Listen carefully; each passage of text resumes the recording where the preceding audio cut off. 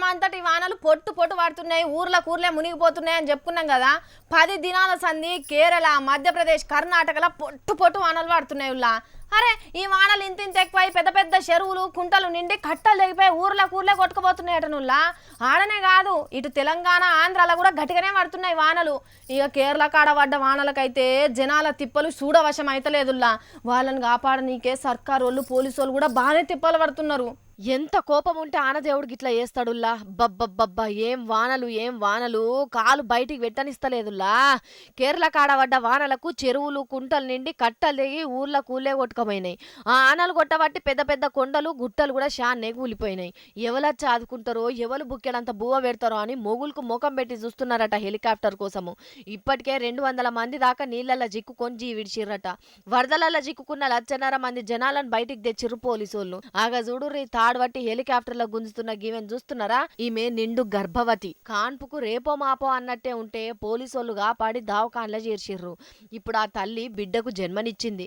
కానీ చూడుర్రి ఇండ్లకిండ్లే ఎట్లా మునిగిపోయినాయో. అబ్బబ్బబ్బా చెట్లు కూడా ఎక్కడికక్కడనే ఇరిగిపోయినాయుల్లా. నీళ్లు రువ్వడి మీద వచ్చేసరికి ఆగజూడు ఏం నీళ్లు రాళ్ళు పోసినా కూడా కొట్టుకుపోయేటట్టే ఉన్నది కదా. ఇగో గిక్కడ చూడుర్రి కొచ్చిన్ ఎయిర్పోర్ట్లకు నీళ్లు ఎట్లా వచ్చినాయో. ఏం చేయలేక విమానాలను బంద్ పెట్టి కూర్చున్నదట సర్కారు. నది వారినట్టే వాడుతున్నది కదా అనుల్లా.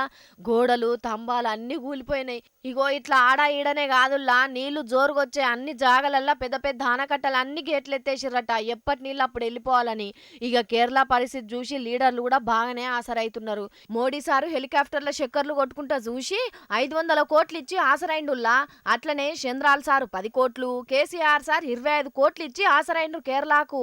ఇల్లే కాదు, సినిమా యాక్టర్లు ఇంకా చాలా మంది ఆసరైతున్నారు ఆపదలున్న కేరళ పబ్లిక్.